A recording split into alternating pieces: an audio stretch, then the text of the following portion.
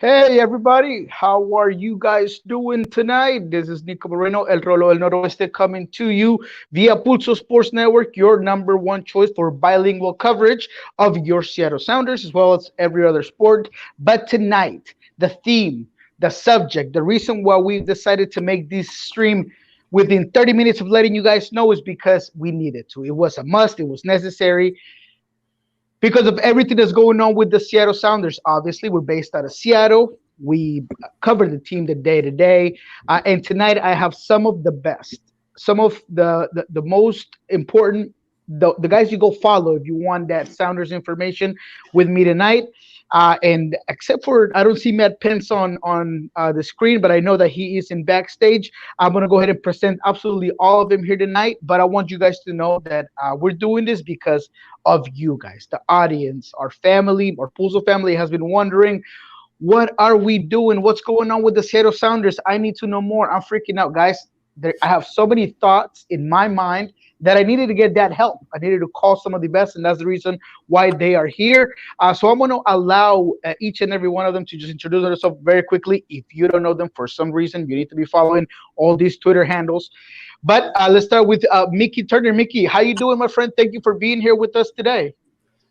Nico, it's great to see your smiling face here again. It's been a while, and Mickey Turner. I write for Sounder at Heart, write for my own website, occasionally for the Athletic if someone's getting sued, and so great to be here. All right, love it, and he's got that H2O diet right there. I like it. I'm on that myself right now, so it's good to see. I know Mr. Jackson Phelps is not doing the H2O, but how you doing, my friend? Yeah, I'm doing good, Nico. Obviously, I'm drinking an Asgard IPA. This is a local beer, so I'm definitely not doing the January no drinking thing. Jackson KJR on Twitter. You guys know Sounders Weekly host on 950 KJR. Sounders pregame, halftime, postgame on KJR. I'm ready. I'm ready to talk some Sounders soccer, guys. I mean, it's January 19th, and we got a lot of things to talk about. In the soccer season might be far away. I'm pumped to actually talk some Sounders soccer here for the first time in a while. I love it, and we also have Ari, Mr. MLS himself, here with us. Please introduce yourself, my friend. Ari, everybody knows you, but they might not recognize you with your new hairstyle. Oh my God! But you're here with us. Yeah, thanks for having me, Nico. It's great to see everybody. Ari Lilienwall. I'm a writer and editor for MLSsoccer.com. And I'm also the Sounders writer for the website. And I do work for the Sounders team website and run their live Sounders play-by-play match day account sometimes. Excited to be here as well. You know, we're in the heat of the off season here, but season's not that far away. So glad to be here. I love it. And we couldn't do a roundtable without Mr. Matt Pence, someone that I've known for a very long time, who's covered the team for as long as I can remember. One of my very first friends in media. And I'm saying this because maybe if you follow me, you know this, but obviously this is a brand new segment. It's something that we're going to be doing quite often. We do this in Spanish, called the Voices of MLS in Spanish. Now we're going to be doing a lot of these because you guys want it. You guys want that English content as well. So Mr. Matt, how are you? How you doing? Good, man. Yeah, I wouldn't have shaved and done the mustache thing if I knew we were doing this tonight, but absolutely. Otherwise, I'm doing a lot. I'm glad to be here. It's good to see you guys. I love it. And just so I left last, Mr. Connor, because he is somebody that's been helping us out in the website. He's a new journalist, everyone, and he's here for the first time with us in Pulso. He's going to be part of this discussion. So, Connor, please say hello to the people. Hi, I'm Connor, new writer for Pulso Sports. Just recently graduated from Everett Community Colleges with an Associate's Arts degree in journalism. And that's my short story, you could say, Nico. I love it. All right, guys. Well, we have a lot to unpack here. Wanted to give you guys time to introduce yourselves, but I did want to do something very brief. And I don't want to take a lot of time on it because the past is the past. What happened is happened. 2019, 2020 season is behind us. But I wanted to get you guys' takeaway. What was the biggest takeaway of an odd season in so many ways, a difficult season with COVID and the way the league played out, but one in which the Sounders reached the final, but end up losing in a very disappointing game against Columbus. But I want to get your overall take. If you had to just give me one thing, whether it was a standout player, a positive, a negative, or if you want to just talk and release some of that frustration on that last game, be happy to do so. Why don't we start with Mr. Mickey Turner?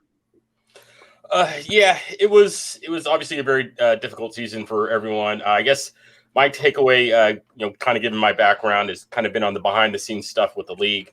Obviously, getting the CBA done back in January, which was hailed as kind of a breakthrough in player management relations, and then the pandemic hits, and then MLS. I think it's fair to say strong-armed the players into renegotiating the CBA because they hadn't ratified it, and that obviously left a sour taste in the players' mouth. Over the summer, they got through the MLS's back tournament. They got through the season, and now we're back here again, ready to have to renegotiate another agreement and now potentially have another work stoppage. So I guess, that's been kind of the takeaway for me over the last year. It's kind of coming from where we were at the beginning of January 2020. Everything is looking up. Everything is in front of the league and the players, ready to step into the new decade with a new partnership, and then it all gets blown up in no small part to the pandemic. And obviously that's the thing that's kind of hovered over everything on the field and off. So for me, it's not necessarily been on the field; it's kind of been the background, and seeing where that's going to lead us in 2021, because we're in for a bit of a rough ride, if for no other reason than the uncertainty of when we're going to get back on the field, number one. Number two, when there's going to be fans in the stands, if at all, and how the new CBA, if we get one, is going to impact the relations between the players and management. So that's kind of where I've been over the last couple of months. And that's a huge deal, Mickey. Thank you. We know you're the best at it. I've gotten some insight that I've not been able to confirm, but I've even been told that the preseason won't start till March by some of the information that I've gathered. A lot of those breaking news that I've given on terms of new players, specifically Santiago Rodriguez from Nacional, who will be joining New York City FC this season. He's actually going to be playing with Torque for a couple of months to stay fit, to make sure he doesn't lose any rhythm, because there is such a concern about when MLS will start. So we'll definitely look into that. We're following Mickey in that regard. We do want to thank Nick Negrini, who's behind the scenes helping us gather this whole thing. We say hi to Andres, our Venezuelan friend who's watching. Appreciate you guys being there. Jackson, same question. Obviously, a disappointing season, but what are your takeaways? Well, let's start right there. Nico, you say disappointing. I wouldn't call it a disappointing season at all. I mean, I think we can go back to the Seahawks, who go 12-4 and are ousted in the first round of the playoffs. That's a disappointing season. That's a very disappointing season. I mean, this is a Sounders team where you're playing with house money. You're coming off of the 2019 MLS Cup, and you're going into a 2020 season where really to win MLS Cup again would just be an embarrassment of riches. It says to the rest of the league, we are the new LA Galaxy, the DC United. We are the dynasty, and you cannot touch us. And we probably are the greatest dynasty of all time at that point. So you're playing with house money. And I think one of the big questions was, with playing with that kind of circumstance, how do you come out? And they came out, at least in the playoffs here, on fire, and they get back to an MLS Cup. And you can talk about the game itself, and the game itself was such a different situation. Obviously, it had to do with Brian Schmetzer and that lineup that he chose and all of that decisions, and we can just kind of throw that out, and that was disappointing in itself. But getting back to MLS Cup, it's 4 times in 5 years. Only one other team in the history of the league has ever done that, DC, in the first 5 years of the league's existence.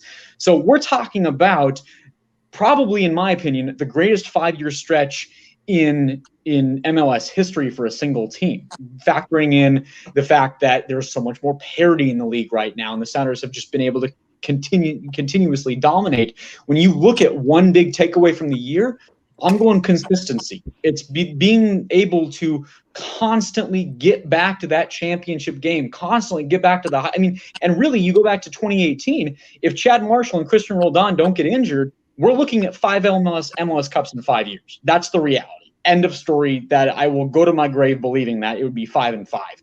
So the ability of this team to know they're playing with house money, but also still be able to go out and rock those playoffs and beat an LAFC, and just be able to roll through those playoffs and have that amazing comeback against Minnesota, and fully believe every second of the way that they were able to come back. It just goes to the consistency of this team, and that goes to the coaching staff. It goes to the front office, and I'm sure we'll talk about Chris leading, but it goes to Brian and Garth and that club being able to keep that club driving forward no matter what and keep them in title contention. And right there in that final game every single year, it wasn't a disappointing year. It was an excellent year. It just ended massively disappointing in that final game. But we can't overlook the rest of what happened last year. I love it. That's a great point. I love the term you were playing with house money, because I absolutely get that. I did not think that Cheddar would get to that point specifically of how everything started back in the MLS's back tournament, and they definitely turned it around. And I'll give you guys my takeaway, which I think will be on a positive note. But to just kind of change it up, I know that there is one of our panelists who always says it how it is not afraid to take the heat, and that is what make Matt Pence. I want to know, what was your biggest take, and do you agree with that we're playing with house money observation that Jackson Phelps just put a while? I honestly agree with both Mickey and Jackson in different ways, in that in a micro sense, yeah, I mean, it's hard to look at that year as a disappointment in any real way, given that everything that had happened in the background, just given that, I don't know, it was a team that had a lot of different excuses to maybe fold and, yeah, maybe just kind of coast a little bit on their previous accomplishments. So for me, from a Sounders perspective, they just kind of they showed that they can continue to get it done, even in adverse circumstances. Losing in the finals, obviously a bummer, but it's hard to be too harsh on them based on one game. So I would say in that sense, it was a good year for them, all things considered. But the bigger question is what Mickey's talking about, what this year means in the future of the league. Where do we go from here in terms of how the salary cap's going to look like, how the labor is going to look like, how the Sounders fit into that whole thing. So those bigger issues behind the scenes, I think that they came to the fore more often than in any year I can ever remember. So it was kind of hard to divorce the two. But I think from a Sounders perspective, pretty decent year. From an MLS perspective, like every other professional league, it was a tough one, and we're going to see the repercussions for years to come here. Absolutely. That's a great point there. Connor, what are your thoughts, man?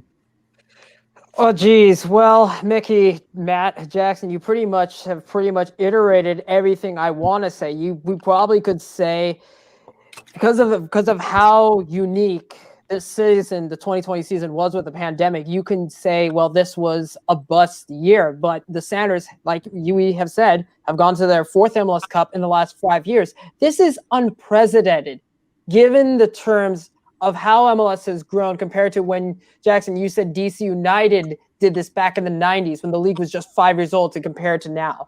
But perhaps my biggest takeaway is something that I don't think we haven't even talked about yet. And I wrote this notes as I was preparing today. I talked about the Sounders signing a designated player or a TAM signing in the winter transfer window, and particularly João Paulo. That is one of the hugest signings the Sounders have done, because usually we know this. Garth Lagerwey, he likes to sign players in the summer transfer window.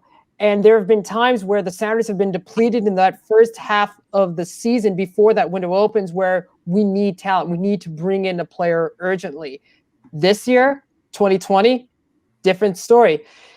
We decided to bring in João Paulo, and it set the club up in a better position for the long term, whether there was COVID or no COVID. So you can say that the Sounders lost against Columbus Crew 3-0, but the road to getting back to MLS Cup final back-to-back years for a fourth time, that says everything you need to know, is that this really benefited the team long run. Yeah, regardless of that consistency and getting through a difficult time. I mean, we saw what Portland did in the MLS's back tournament, and then they weren't able to complete it back in the league play. Seattle did quite the opposite. Columbus was able to do it even kill, I think, better than any other team, and that's why they deservedly won that cup, even though they had a couple of players, important players out. So you got to take your hat off to Porter and everything that club did. Mr. Ari, everybody wants to know what is on your mind. Please let us know what's going on. And yes, people, that is my daughter's. Yes, that is her homework. That is COVID life. Go ahead, Ari.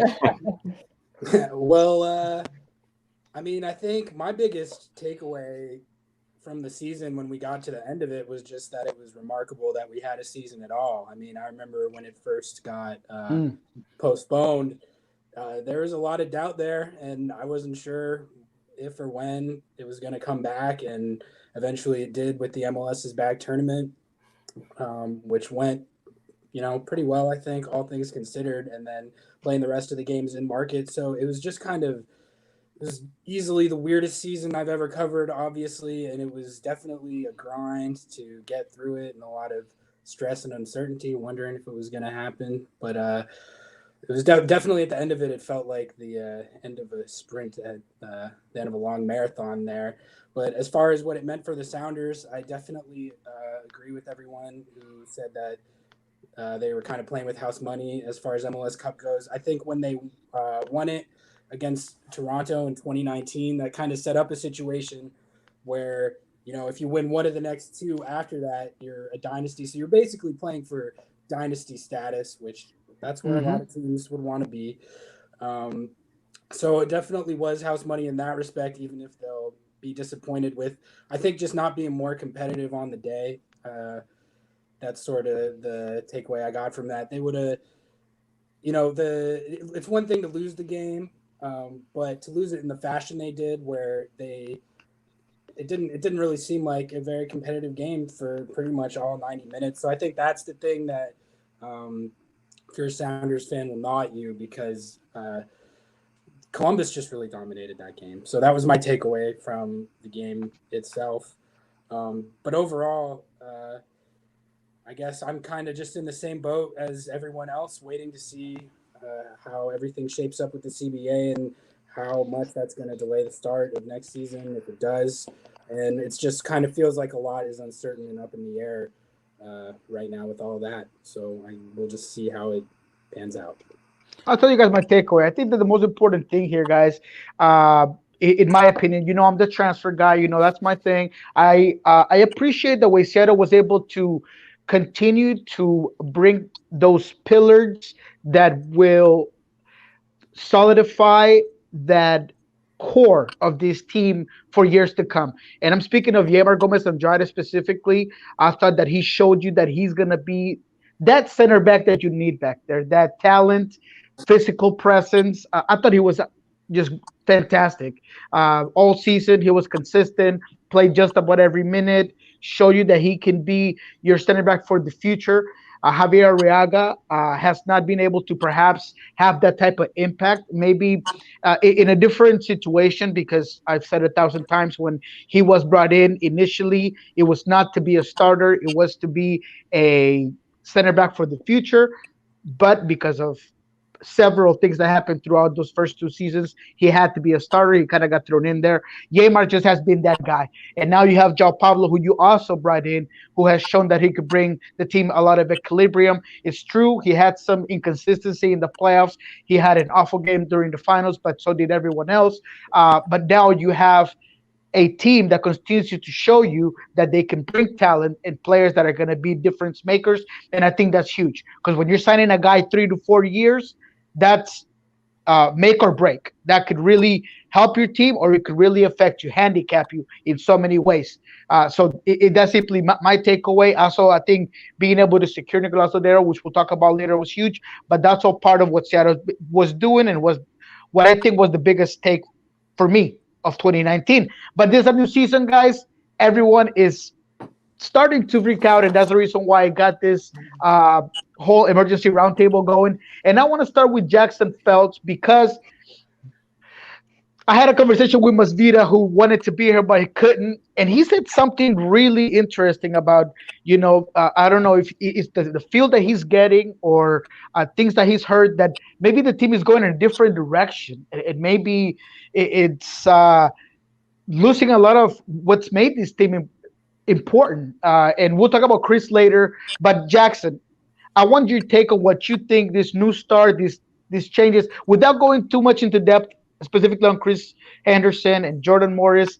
Where do you think this year is going? What's your feel of 2021? It's interesting, Nico, and you mentioned Jordan and Chris Henderson there, and obviously, Jordan with Swansea for the next, it's a 6-month loan, but let's start with that, everybody. Let's start with that, because Jordan Morris's loan is 6 months, but Swansea's season ends on May 8th. So let's throw out this circumstance. Let's say that, and Nico, you had the report there that the Major League Soccer season training camps won't even start till March. So let's hypothetically play in a world where the season doesn't begin until early May, and that could absolutely be possible. Then Jordan Morris plays Swansea on May 8th, their final game. And then what's he going to do in that offseason? Is he going to be full transfer right there to spend the full offseason doing nothing? No, he's going to come back here to Seattle. And in my mind, it's completely realistic, the sense that Jordan Morris comes back here and plays with the Seattle Sounders mid-May through either it's a transfer in the summer window when he can go join Swansea for whether it is a full, if they get promoted, Premier League season, or if it's in the Bundesliga, wherever. If Jordan could theoretically be transferred there for the next full season overseas, or is it that he doesn't work out, Swansea doesn't get promoted, and he plays with the Sounders and it's all back to normal? Either way, I see Jordan Morris in Rave Green in mid-May right now, either for a short time or a long time. So let's just start with that.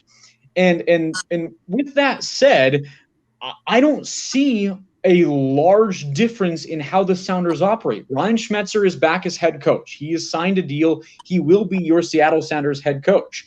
Garth Lagerwey is still the general manager. He still has people around him. You still have really influential guys in the system like Hutch, like Little, like all of these pieces of the puzzle that help this team. All the assistant coaches. Pineda's back. He was not hired in DC United. We know he was a finalist there. So you have all the assistants back, at Dutra, Preki, the list goes on, and obviously Jimmy Traore.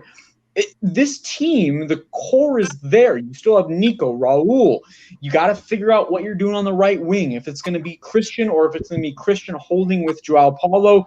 Your back line is almost set with Nuhu, Brad Smith in that competition there. And maybe Jordan goes over to the right and you have Brad Smith at the left wing with Nuhu at left back. That's to be decided. But you have your center backs. You have your right back in Alex Roldan. And he really, really came on last year. And, of course, Stephen Fry in goal.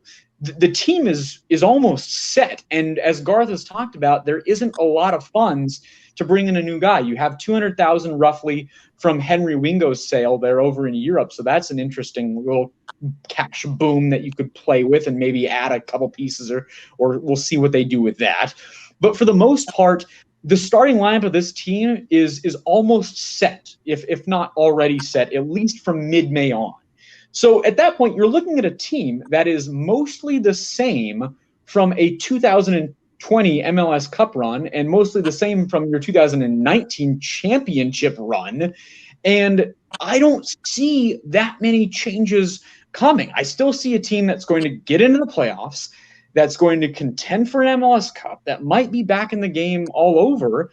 And are we going to see more minutes from young kids? Absolutely. 100% we're going to see that. We just know that from the changes of Gustav going out and Kelvin going out, you're going to see more minutes on Danny Leyva, Ethan Doubelair, Does that change the end result? I really don't think so. I still look at 2021 as a season where this team is going to be able to contend for everything they always have contended for and be right back in the conversation when we hit November. Now, are we going to hit bumps and bruises along the way? Of course we are. Every team does. But I just don't see, and if Jordan Morris goes over, then certainly you're going to have to deal with how that changes the winger. And if you need to bring in a new winger in the summer window, we know that they'll be active there like Garth usually is. But overall, people need to stop. Listen, everybody, stop freaking out. The Sounders will be just fine this year. I think we are going to be set up, especially if we start in early May, and they're going to be right back in the conversation for the championship come November. Ari, Jackson is asking for calmness when at the beginning of the season, at this point in time, there's no wingers. Jordan will be gone. Jovan Jones is missing. Are you going to start with Smith over there? I don't know. But he's asking for calmness. Our fans are not calm. What do you think, Ari? I think the panic that you're seeing a little bit maybe is it's to do with more than just Jordan going on loan. I definitely think that's part of it. I mean, he's one of the most important players on the team. Now you don't know when he's going to be back. But there's been a little bit of turnover. Kelvin Leerdam, who's been the linchpin there at right back the last few years, he's gone. Svensson's moving on, it looks like. So those are two really kind of big key cogs in these playoff runs the last couple of years that aren't coming back.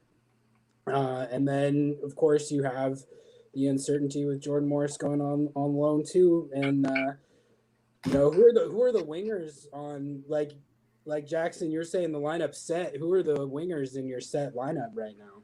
I mean, my set lineup is if the season starts in early May, which I think there's a good chance it will, then Jordan Morris is going to be, and maybe it's even double it for 1 week, but Jordan Morris is there, and then it's potentially Brad Smith or Christian Roldan on the other side.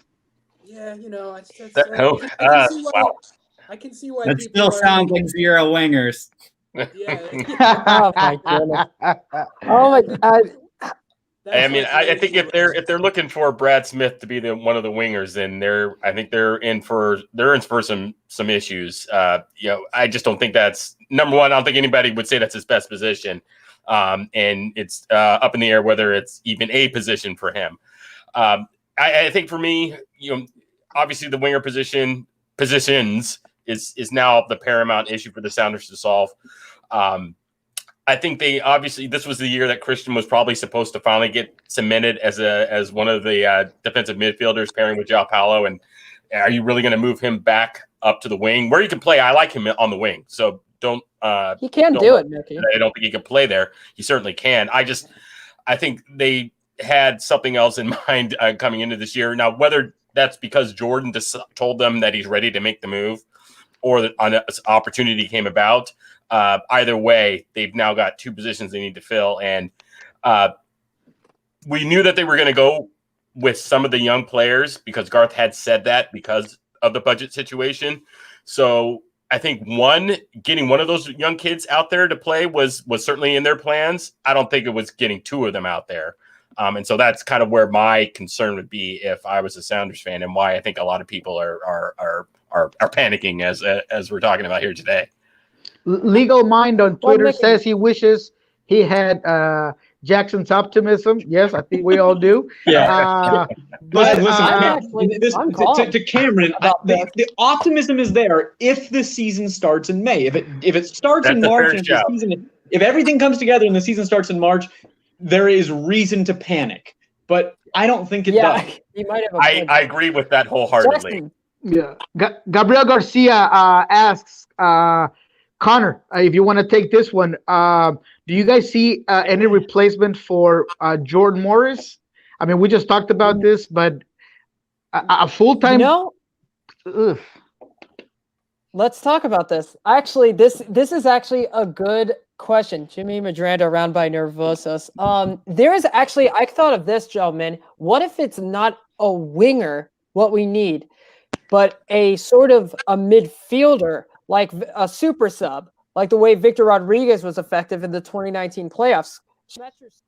two wingers and Jordan and Jovan out wide on the wings all through that 29-18 MLS playoffs. But he then subs in Victor Rodriguez for Brad Smith. Jovan drops to the left back side, and you realize how effective Victor Rodriguez was to the Sounders. That is something that the team didn't have in 2020. And I'm honestly thinking that, yeah, it was a good idea to have Christian out wide right, but maybe is that truly what the Sounders need?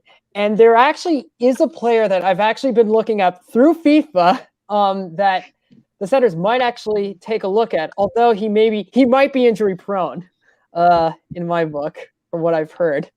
Who would that be? He's a Spaniard. His name is Jairo Sampaio. He played for yeah. I mean, yeah, we'd love to get somebody else in here, but out of the roster here, Matt Pence, is there anybody who could really take those ranks? I mean, I'll tell you guys something right now. Without Gustav Svensson, Christian Roldan will be next to Joao Paulo. There's no moving him. He's going to be there. The team trusts him. The players trust him. That's where he's going to play. So is there anybody in the roster, Matt, that could replace Jordan this time? Not really, I don't think. And I also don't think that it's a safe assumption that he comes back here, to be honest with you. I don't think so either. Great point, Matt. Please. I agree with that. I think that it's kind of just like him making that decision to try to make a go of it abroad. And I get what you're saying, Jackson, but like the national team has so many games this summer that he doesn't necessarily have to come back here to get games. Like the national team has the Gold Cup. They have a bunch of stuff going on, qualifiers. Mm-hmm. So to me, I think it's probably best to consider Jordan gone to a degree. And if that's the case, I mean, they have a couple big holes there, so we'll see. I know that Garth has kind of talked down the expectation of being able to fill that, but I mean, they are probably going to have to try to bring in somebody because, you got to have somebody on one of the wings that you can count on, and I just don't see it right now. Yeah, they don't have. Yeah, who they have to bring in somebody unless they really think that Dobbelaere or they're going to try Ocampo Chavez. I mean, they have no viable wingers who are not kids on the roster right now. Yeah. And I will say that Garth has been pretty adept at kind of digging out these like short-term solutions within MLS and trying to just like find these guys you can plug in. I mean, Kellen Rowe is honestly probably a pretty good option. He's probably That's the guy to plug in there. And so maybe you find exactly. So I think that's probably what they're going to try to end up doing is maybe make another deal kind of like that. Bring in another veteran that can fill that hole because I do think they're going to start with some pretty big questions on each wing there.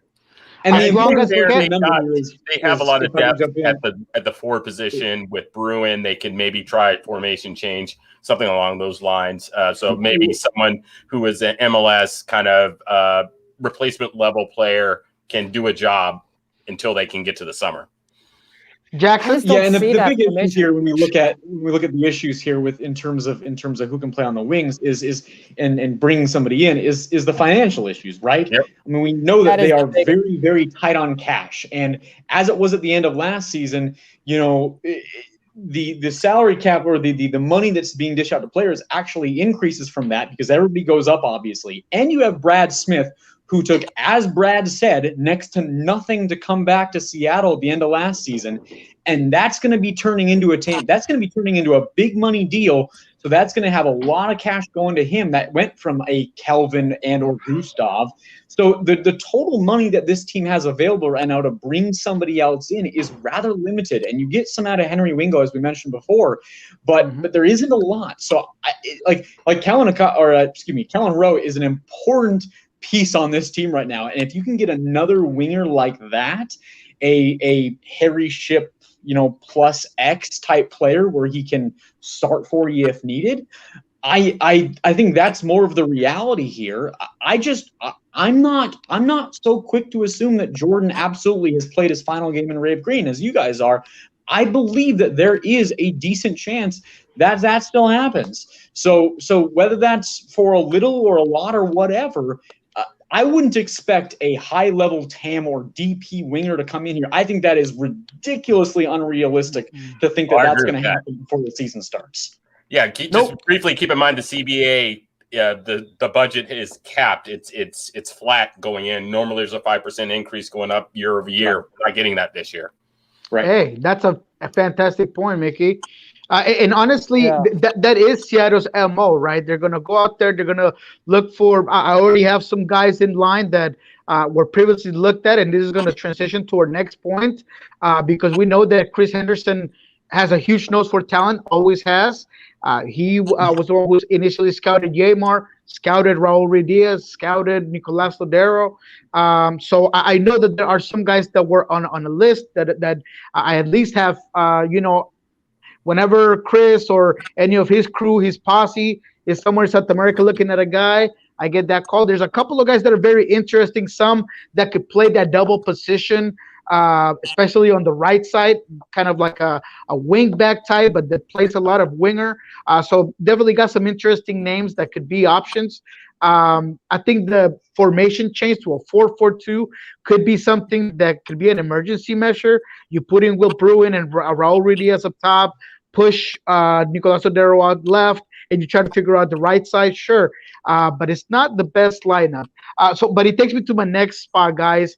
How bad? Because for me, following this team as long as I have and being the transfer market guy, Chris Henderson is more well-connected than people realize. He's been so instrumental, so crucial for this team in terms of talent, networking, his ability with players, with agents.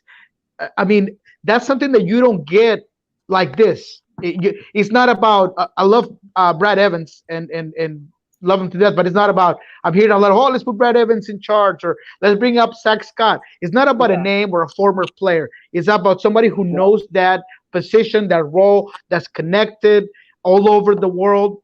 Connor, let's go with you just to start off on how bad do you think this Chris Henderson leaving is? Well, I don't think anybody saw this coming out of the blue. It just really didn't seem like at the time Inter Miami was that dead set on acquiring him. And for the people that don't understand what Chris Henderson has done for the Sounders for the last 13 years is monumental. And if anyone asks, well, what does he do? If you want to know why Lodero or any of those players, Nico, you just mentioned, have been brought in this club, it's because of Chris Henderson, because he's gone out of his way and he's looked for the talent that's not only signed these players, but they've cemented their legacies with this club, hands down. And to lose that man, that guy, that's sort of the man with the golden ear or the golden eye, you could say, is a huge blow. How this team moves on going forward, we're about to find out. And hopefully, since Hanauer and Henderson were there from day one, since they announced in 2007 that Seattle would have a team, I am hopefully certain Adrian will be looking for the next scouting director that can build from Henderson's success. That's what I hope is going to happen. Ari, big blow for the Sounders. I am hearing that Sean Henderson, who is the head of scouting team, will stay with Seattle. That's a huge positive. Also, a guy who's very liked in South America within the big systems of presidents and agents. So at least you keep that. I'll tell you right now that I've had plenty of questions with Sean Henderson, and he's a guy that you wish you just had a beer in your hand all the time because he could talk your ear off. I mean, and that's what you need sometimes when you're dealing with a lot of these agents and these big clubs. You got to know how to talk, how to bring it in, how to get guys interested. So I want to hear from Ari. What are your thoughts on this Henderson move? I mean, it's very significant, man. Very significant. I would say, in a different way, but it's just as significant as Jordan going on loan. I mean, this is a guy that pretty much has made it all happen behind the scenes, like Connor was saying, for 13 years, 13 seasons since day one, and you could just go down the list of hits that he's had on these international signings. It's like you were saying, Nico, it's a very kind of unique and difficult skill to hone, and he's honed it extremely well, and that's why he got the Miami job. I mean, it's a good move for him because, as I understand it, he's the guy over there, right? And so it's really, that's going to be his thing. It'll be his project. So I'm interested to follow that and see if he can kind of do in that role what he did in Seattle.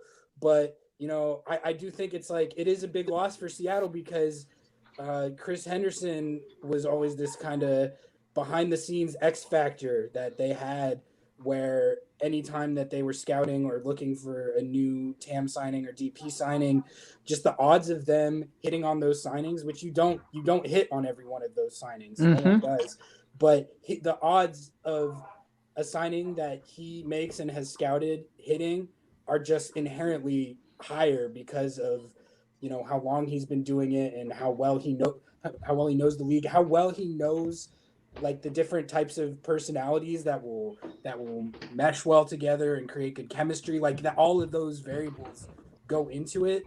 And he really, you know, the more I follow the league, the more I get an appreciation for just like how difficult a thing that is to have a hit rate like that.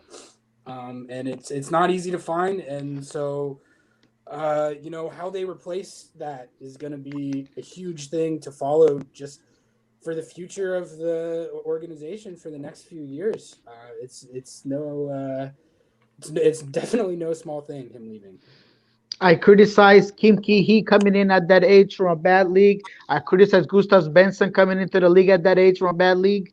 Both fantastic signings. He said, Nico, you know nothing. That's what Chris Henderson does, just bringing guys who can work the system, the talent scout. Mr. Matt Pence, Mr. National level writer. How big is this also for Inter Miami? I mean, after what happened to that team in general, just very brief, I kind of want to get your take on both sides of the coin, of course. Yeah, from a Sounders perspective first, I mean, I think the risk is looking at these two pieces of news so close together and look at it as a pattern and, oh, it seems like there's a little bit of an exodus with Jordan heading out and Christian heading out, or with Chris heading out. But I think that these are two moves that have been coming for a while, to be honest with you. I mean, Jordan has reached the stage of his career where he was going to want to test himself eventually, and he had kind of reached a point where he needed to do that abroad. And similarly, Chris, I mean, he has outperformed his role in Seattle for a really long time, and he has earned the opportunity to take on more of an ownership role over a team. And it probably wasn't going to happen here with Garth there. And so he probably just kind of needed to do that. He had been a finalist for a similar role in Miami 2 years ago. Like, he's been interviewed for different general manager jobs over the years. Like, this has been coming because he is really well known and well respected within the league. And for Miami, yeah, it's huge. I mean, it's a team that it's kind of shocking how badly they flopped, given just kind of the backing that they have and the ambition that that club has. Like, it could be a really good job with just the ambition that Beckham has with that market. Like, I think done right and them doing it aggressively as they have, that could be a really good team and a really cool market. And good for Chris. I think that he'll do a really good job. I think he's earned it. And yeah, the Sounders are going to kind of suffer from losing him, but it's not like they're starting from scratch either. Like, his network's still going to be here. Garth was kind of scouting well out of South America, going back to RSL. Like, it's not impossible that they're going to kind of keep that going, but it is a loss, and I think he's going to do a really good job, and I'm really interested to see where Miami goes over the next couple of years here. Now, don't get me wrong, people, audience. Thank you guys for all listening, by the way. We're 44 minutes in. Some of the best beat writers for Sounders. You got it right here. This is my summer family, spring family, I guess you could also call it. They're with me day to day following these teams, so you know that you're getting it right from the source. So thank you guys for being here. I'm not saying that Garth is going to be bad on his own. I mean, I've always said it in KJR with Jackson. I mean, this is Starksy and Hutch. This is Kobe and Shaq. But when Shaq left the Lakers, they struggled for a bit until they got Paul Gasol. So, Mickey Turner, who's going to be the Paul Gasol for the Seattle Sounders that's gonna come in and help this team, because you gotta find him. Garth is Kobe. I mean, he'll get it done. He's fantastic, brilliant, but he had that shakiness to him. Who could be maybe there to help him out?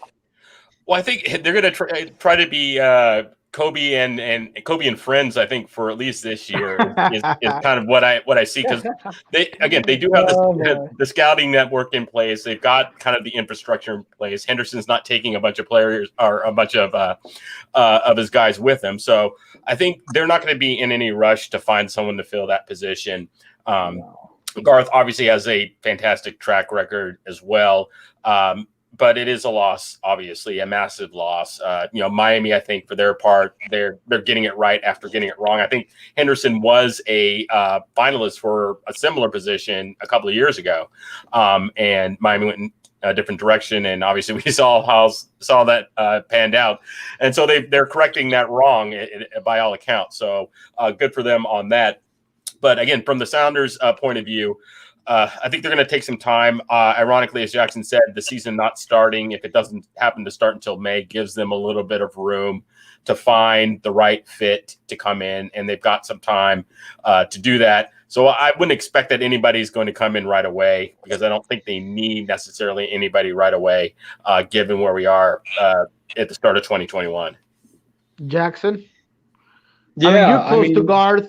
You're close to Garth. You talk to him on a weekly basis. He's brilliant, but how can this affect him as well? And how do you see him taking this? I mean, we know he's a brawler. He's not going to go down. He's going to take it how it goes. But how do you see this working? Yeah, I think Mickey has a great thought there with that. It goes from Kobe and Shaq to Kobe and friends, and I think one of the biggest friends there is, and perhaps the new Pau Gasol is Sean Henderson. I think Sean Henderson is one of the most underrated people in this organization. From everything that I've heard and the stories that I can't share on this call right now, I need a few more of these. Sean Henderson is incredibly influential in a lot of the things that he has done in this organization. Sean Henderson has made some really, really important connections, as you mentioned as well, that I think are going to come in very, very handy. I'm not sure if it's a like for like switch, which is kind of crazy considering the whole brother thing here. But I think that Sean Henderson can also do a very, very good job in a similar type role, and he can continue to be a key player in these things where you connect with players and you scout them and you work these connections and contacts and bring players in over the course of time. I mean, we're seeing also, I think, some of the fruits of the labor of the Sounders of their first decade, right? I mean, what did we hear when Joao Paulo came in here last year? We heard over and over and over that Joao Paulo wanted to be here. He sought the Sounders. He looked at Seattle and he said, I want to. It didn't take as much recruiting. It didn't take, hey, Joao Paulo, we have a great situation here. You should totally come in. We have XYZ to offer you. It didn't really take that. Joao Paulo knew of Seattle. He knew he wanted to be here.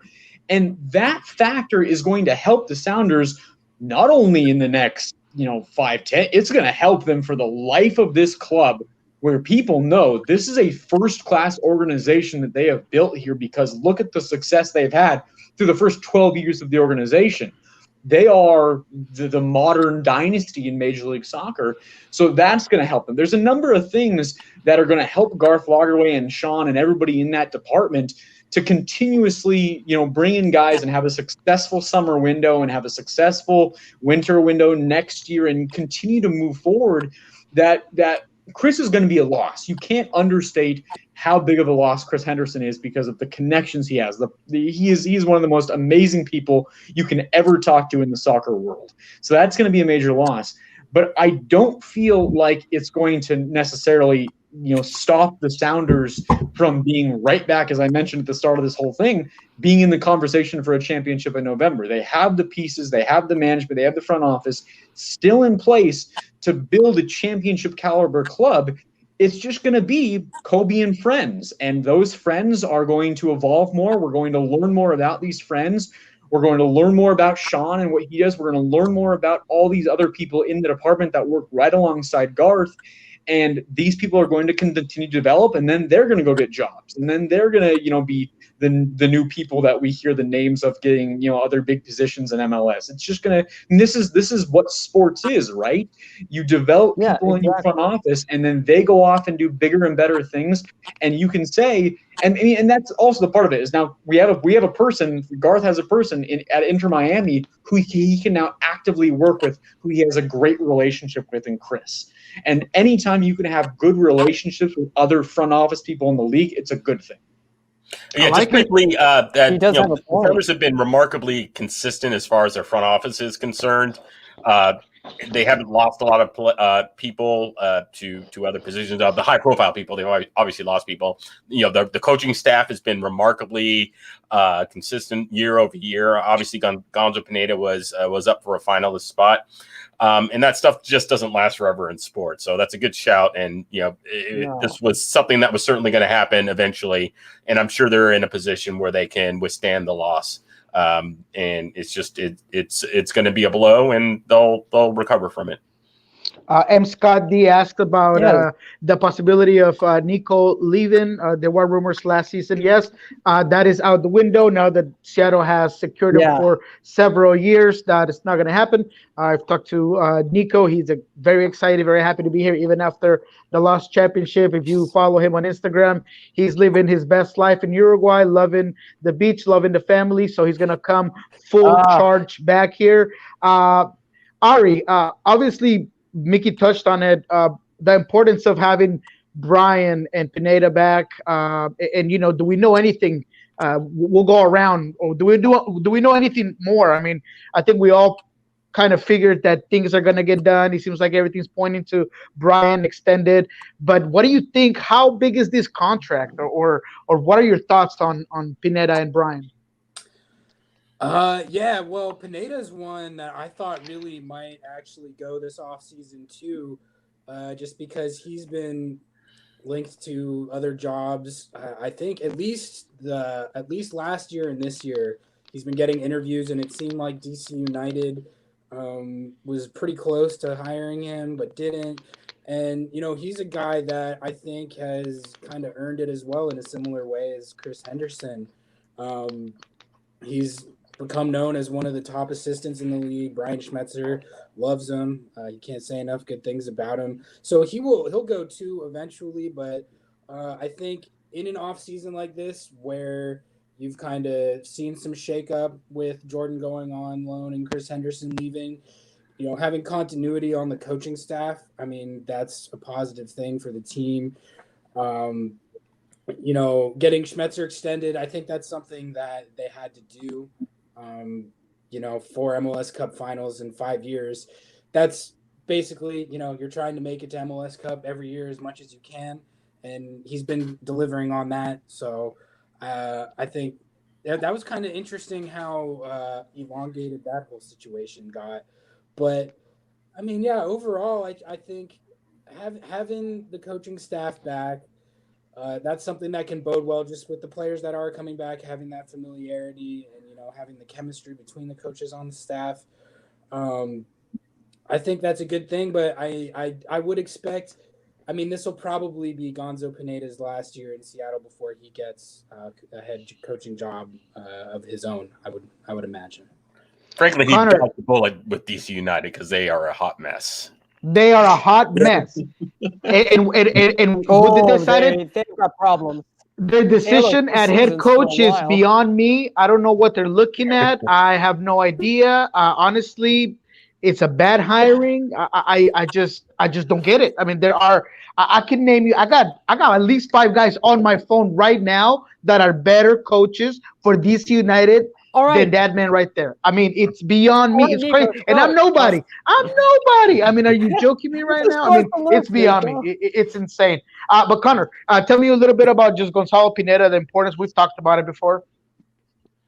Well, honestly, it means like there was talks about him for a while this was honestly more like this Pineda more on edge than hearing Chris Henderson leaving. I'm going to be honest, because of because it wasn't just Henderson's departure was just sort of within a week, but this was like with rumors of Pineda being rumored to be accepting the coaching gig at DC. This was lingering for several weeks. And to me, as I was getting more information about this, I'm thinking to myself, is this really the right decision for DC United and the club's history going forward from Ben Olsen, who was a former player of DC United from day one, and as a player and icon, and who became a coach?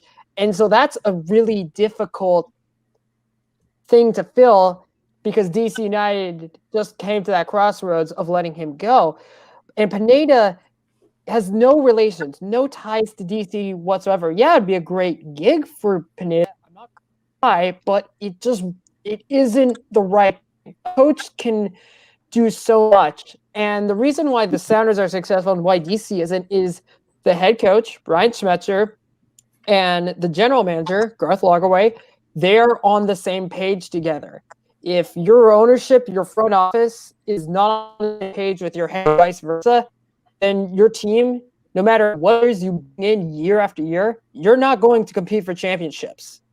That's the end result. We've seen it with other sports teams here in the city. Take the Mariners, for instance. How many times have they brought in different coaches, different managers, different general managers, but it hasn't trended on the field? And I see that with DC United. If they were willing to really sign Gonzo Pineda, it wasn't going to work. That's true.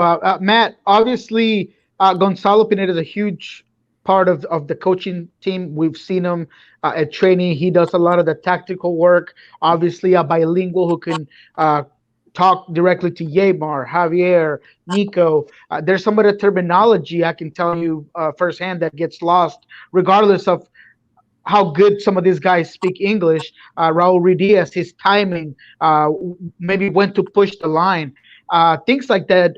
Pineda does well, so he's important that he's back. But I want to ask you specifically about Brian Schmetzer. And I mean, there was a point where I think some of us even thought that maybe something wasn't going to get done. Did you ever think that it wasn't going to get done? And do you have any insight on how long this contract might be? Well, I mean, anytime it goes into the final couple weeks of a contract like that, I mean, it's a natural thing to doubt, right? And I'll be interested to see if there is any kind of fallout that, I don't know, it wasn't the highest mark of confidence that it got to that point. And maybe that the sense might change a little bit once the details come out, because they've been pretty hush-hush about this whole thing. I mean, there's a reason why it isn't out yet in terms of the details and everything else. So I don't totally know where they got to, but I'll be interested to see if there is any kind of like lingering after effect of that, because I don't know. I mean, I think the Sounders probably would have been better served getting that done way sooner than they did. And so now maybe they keep their coach around, but he might not still be entirely happy. I know it could be similar with Gonzo, having been 1 foot out the door to DC. Now he has to come back and regroup as an assistant coach. Will that have any kind of like lingering effect? I don't know. It'll be interesting to see how that plays out. I think it'll probably end up for the best. I know Brian's a good pro. He's probably very happy to stick around. He knows all the guys well.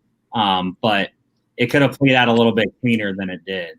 Certainly. There was definitely some acrimony. I think we were all, based on what we were all hearing and seeing and observing, Brian's unhappiness was not posturing to get a couple extra dollars on his contract. So it's certainly a good point. I don't think.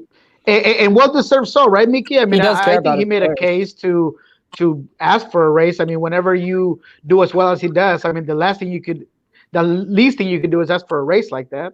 Yeah, I mean, yeah, he certainly had deserved a raise and an extension. I don't even think that was necessarily the issue with the negotiations, but something was holding the negotiations back, and we may never know what that was. But I don't think anybody was doubting that Schmetzer deserved a raise and an extension. Let me quickly jump in here if I can. No, Nico, please. I think one of the most important things that was said in these entire negotiations was Matt, you might have to help me out here, and who first had the Athletic story about Brian Schmetzer and this whole contract situation, because I'm not remember who first had that story. I think it's maybe Tenorio. It was you actually. Paul Tenorio, yeah. So when these first came out, the initial quote from Brian was that you would think that they would want to keep together the staff as a whole. And I think one of the and I can't say I have definite knowledge of what happened, but what I happen to think is making sure that this staff stay together, and that not only Brian Schmetzer got a new contract, he got a pay raise and an extension, but making sure that guys like Pineda and Traore and Dutra and Preki, make sure they feel compensated. Yes. Make sure they got the raises that they wanted, and whether it's an extension or they got a little bump, whatever. When Brian says we want to keep the staff together, that tells me that this wasn't only a negotiation between Brian Schmetzer and the club. This was a negotiation between everybody, and making sure every member of that staff felt compensated and felt financially secure and felt like they have a spot with the club and whatnot. So I think a holdup in this whole thing was making sure that this whole staff could stay together. And whether, Gonzalo Pineda being a finalist for the DC job might have affected that, because suddenly if Pineda goes to DC, you have one less assistant to pay. And how that affects all of the contracts and how that affects all of the deals, it's a big question mark. So when that gets resolved and DC makes a hire, that helps speed things along and helps, guys like Adrian and everybody else in that building know we are going to be able to keep the full staff together. So how does that change what we can give them? How does that change the negotiations? How does that change the contracts, et cetera, et cetera? I think that they're related in some way. And by that relation, this thing took a while, but it got done. And Brian Schmetzer and his staff are going to be that full staff. And going back to it, when those five guys are together leading this club, and you have everybody hitting on it from a different angle, it's hard to argue against the Sounders being in it. No, I totally agree. Yeah, And he does yes, have- it was Paul. It was Paul That's really Tenorio. important. I can tell you that because it punched me right in the face, because I had talked to Jeremiah 2 days before that about the story. And yes, he definitely put it out first. So good job, Paul, for always ruining my life. And real quick, all of you, definitely the right decision in my opinion. I think Brian, he gets a lot of heat for not being the strategy guy, maybe not doing a lot of changes in the middle of a game, maybe not being involved with some of the moves, but he definitely earned his spot. He earned the time to be here. I think that the players, I can tell you guys, are happy with the decision. Happy that Pineda and Brian are staying, so that's good. You want to keep that core group happy, so I think it's the right decision. Some guys left, some guys are staying, but two guys got signed, two specifically long contracts. There's no details officially for João Paulo, but Nico, Joao stay. Important. Ari, how important is that, Ari? I mean, that's huge, because with the turnover that there has been, anybody that's part of the core coming back is significant. But I mean, when you're talking about Ladero, you're talking about the guy who literally makes the whole thing go. I mean, the whole squad is based around him and what he can bring on both sides of the ball. And João Paulo was the other one you were talking about? Yes. Yeah, and I mean, Yes. Same sentiment. You kind of need all the returning cogs you can get, and he was one that I think proved last year the type of impact that he can make in the league. And I think, any player that came in their first year last year, it was obviously the weirdest season of all time, and we're going into another weird season in all likelihood, but having more familiarity and comfort should be beneficial for him. But I think if you look at the core that is coming back, I mean, there's the question marks that we've talked about. But with Ladero and João Paulo and Rui Diaz and Yeimar, there's anchors that are still there that you can build around. It's just all about who's going to fit around them, and if you can get them firing on all cylinders at a high enough level that you need to make another playoff run. So that's like the open question that needs to be answered. But I mean, I'll tell you, Ladero, Rui Diaz, João Paulo, and Yamar, those are anchors that a lot of teams would be happy to have for sure. So definitely. Having them locked in and coming back, I think that's what, Seattle can be hanging their hat on right now, is they can look at it and say, look, we've got these proven kind of linchpins that we know we can lean on, and we know that can be a part of a really high level starting 11.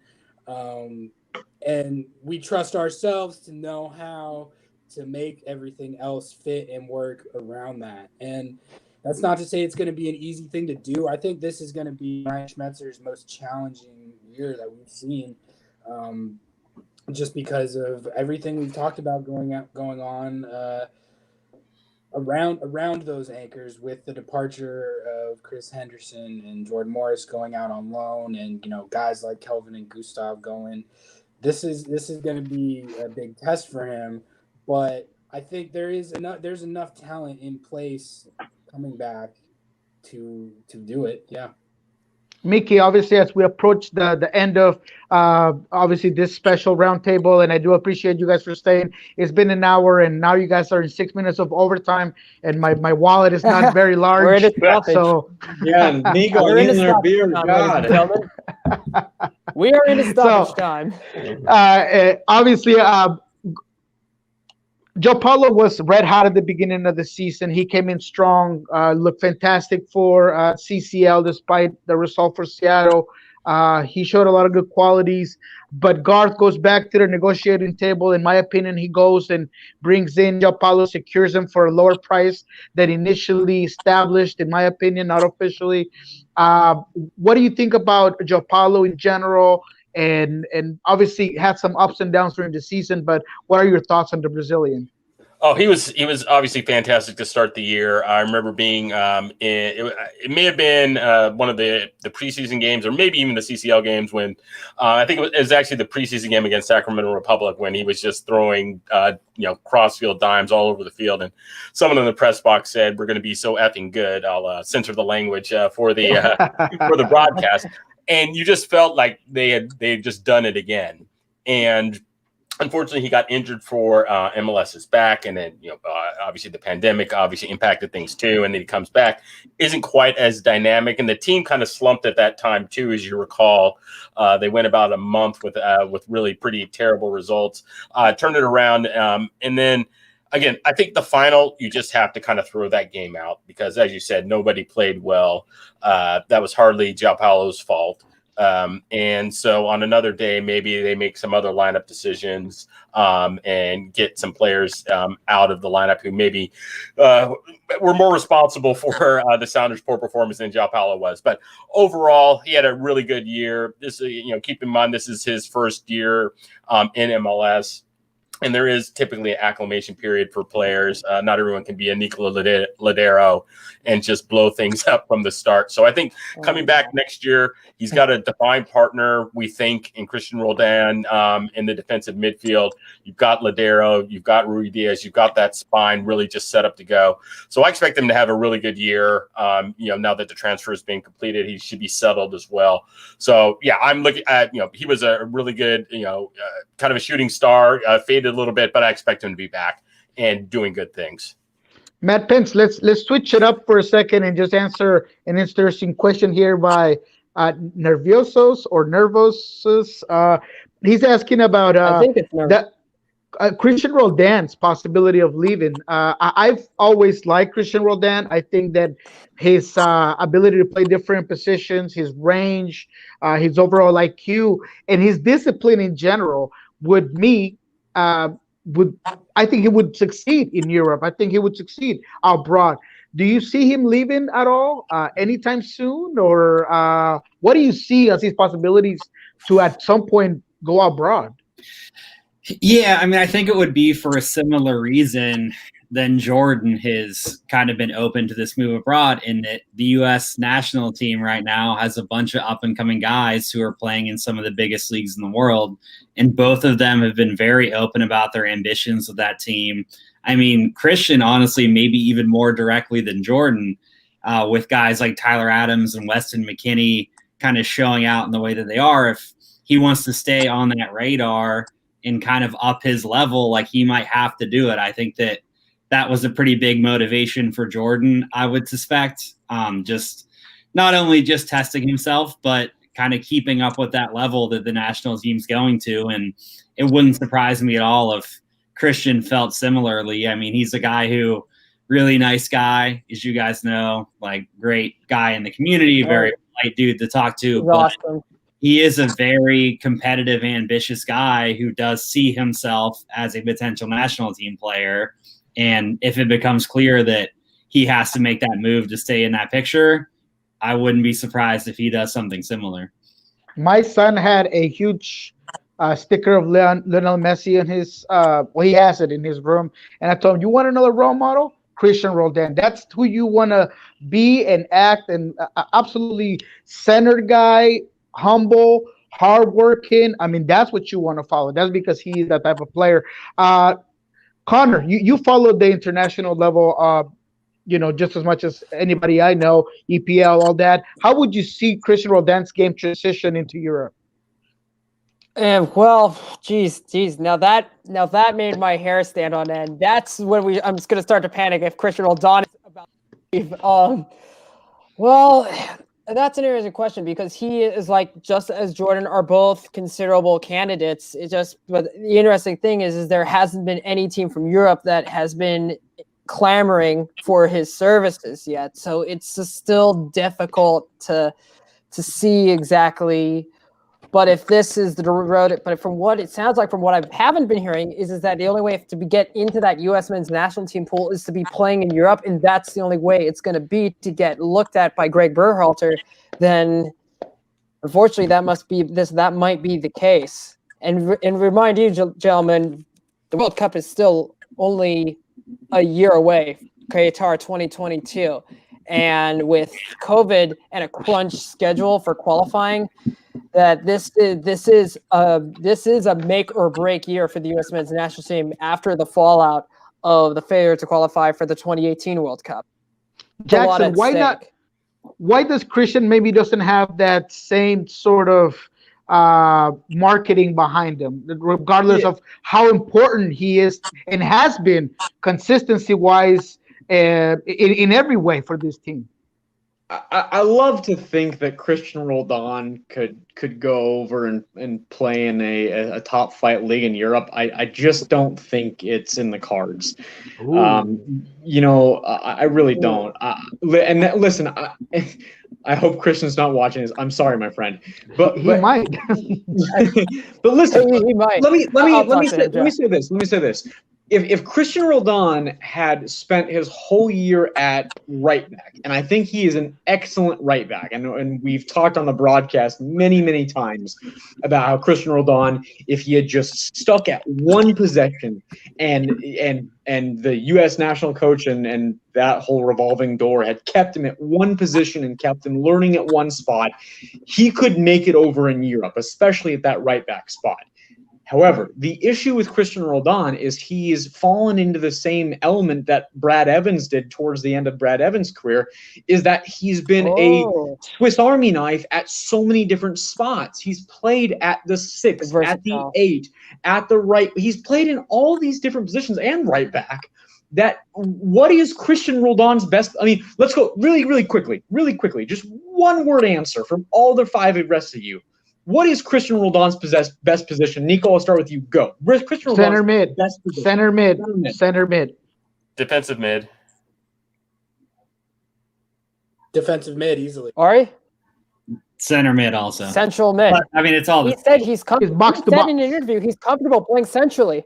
Right. But here's the issue: is that there were 2 different answers in there. And the fact that there are different answers for Cristian Roldan on what his best position is, he came into the league in 2015, and we still aren't 100% on his best position. That's the issue. And the fact that he's been switched around in all these different spots and tried out at X, Y, and Z, and I would agree. You know, he's very good central mid, and defensive midfield is probably, you know, where he's looking at it if they can find out what they're doing on the right wing, right? But the fact that Christian Roldan didn't lock down at one spot from the start of his career, and he hasn't been able to fully develop at one spot, it tells me that Europe isn't in the cards, because Europe is a lot more defined. They don't want a Swiss Army knife. They want a guy coming over from MLS who's going to be able to come in and be really, really good. I mean, where Jordan Morris is going over to Swansea, and he's going to be playing as the attacking forward on the left side for them in that 3-5-2 that they use. So, what is Christian Roldan over there? What are they going to use him as? I think, that's probably less Christian's fault than the Sounders. No, Yeah, yes, 100%. completely. And that's the point. If he decides that he wants to move on and have a more defined position, because he's kind of and got that's around a little bit.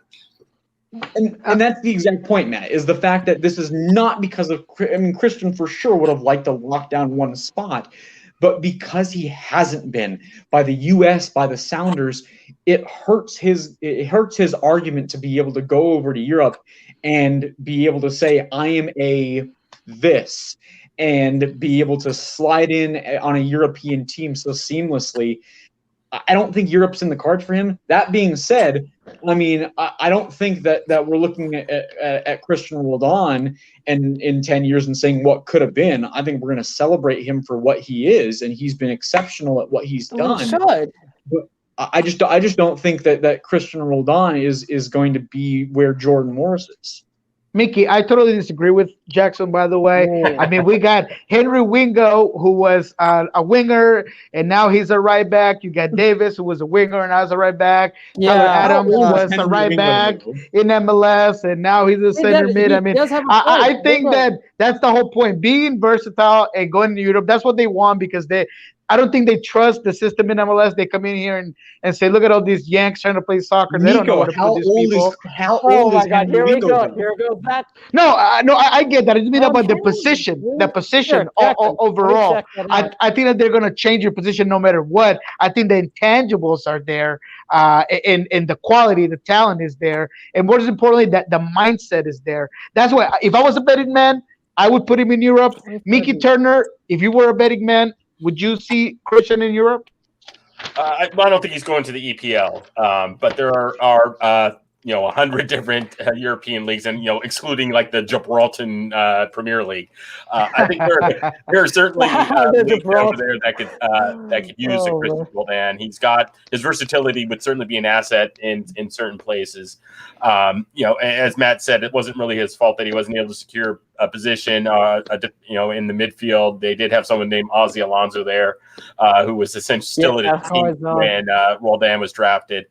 But I think it's a case where he probably needs to make a decision soon, similar to Jordan. They're about the same age. I think Roldan may have a year on Morris at this point, or a year younger. Yeah, Jordan is 26. He'll be 27 in October. Yeah, so and I think Christian. Yeah, so I think Roldan, this is probably his last year in MLS, and maybe even his last half year, if he wants to go make that move. And if the U.S. national team is part of his calculus, he certainly needs to move over there sooner or later. Because again, as Matt pointed out, there are a lot of midfielders who are showing out in higher leagues than MLS, and if he wants to be a part of that pool, he's going to need to show a little something extra. I'll go off Connor for all the audience out there. Whenever Christian Roldan goes, then you panic, because that's when you're not going to be able to have a player that brings that much for that little pay. And that's when you start having to move stuff around on a budget. And that's when you have holes. And that's when your team does this. So that's when you start panicking. Yeah.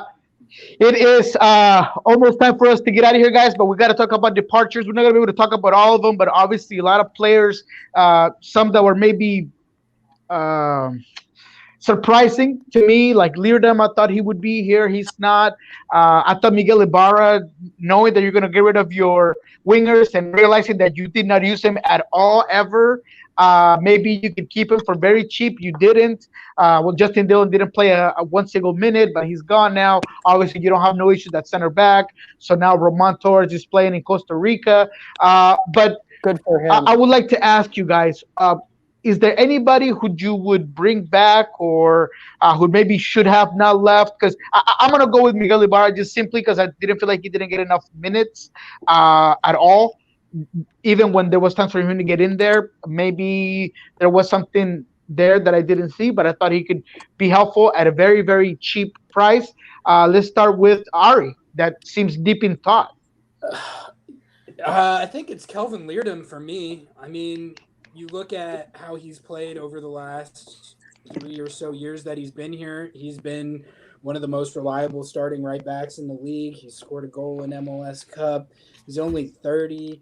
And then you look at where they're at with the position. I mean, Alex Roldan had a nice year, kind of a breakout season last year, but, you know, is he going to be your every game starter there?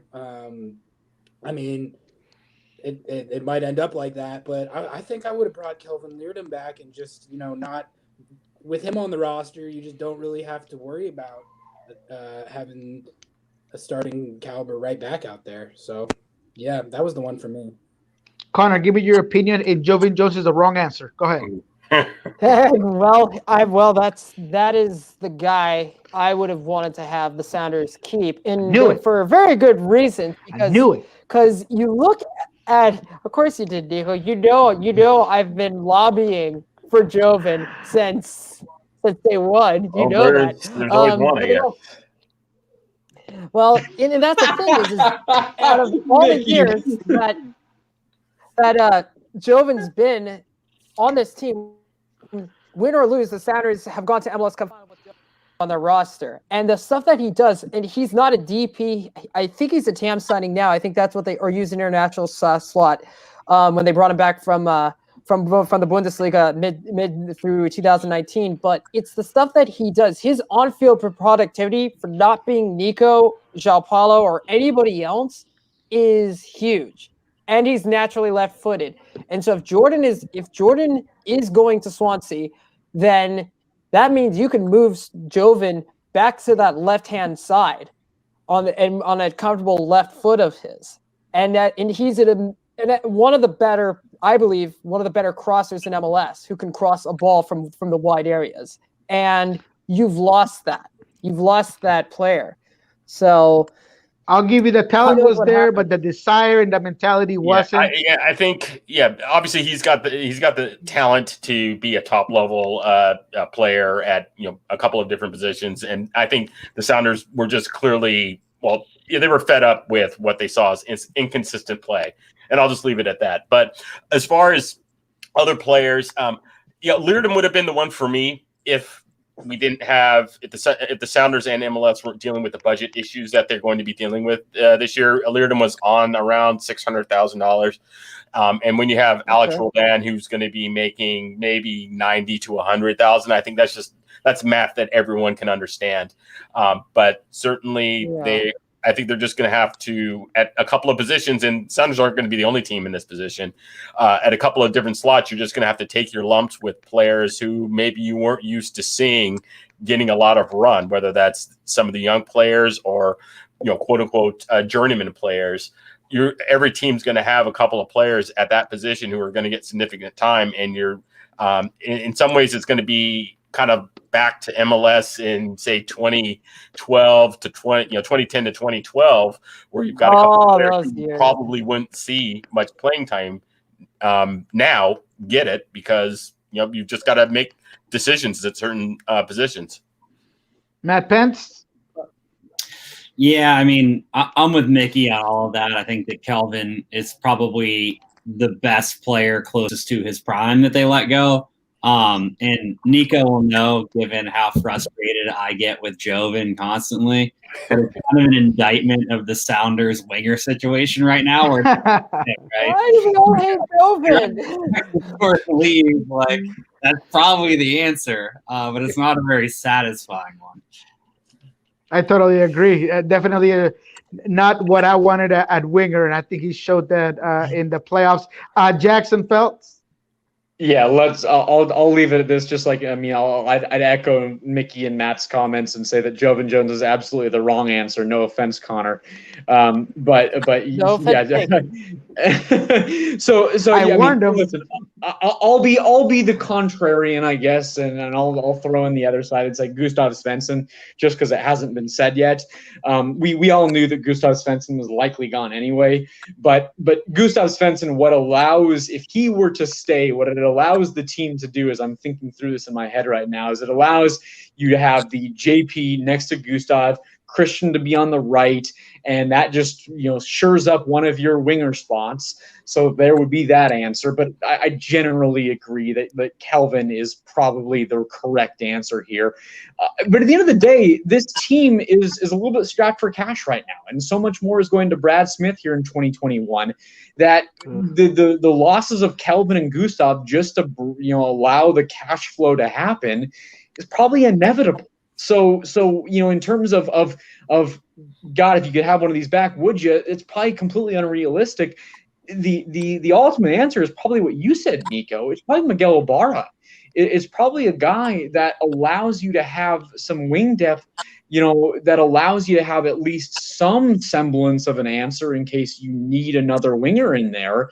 A veteran guy who at the start of the season created some chances, is a very, very low cost in a season, at the start of the season, where they are in such a difficult financial situation. Miguel Ibarra is probably a decent piece. And correct me if I'm wrong, Nico, he doesn't have a team right now. So theoretically, the Sounders could still bring him back in and have him as a nice, depth piece who could, be your kind of hairy ship on this team, who's kind of just there if you need a match out of the way. Oh, here we go.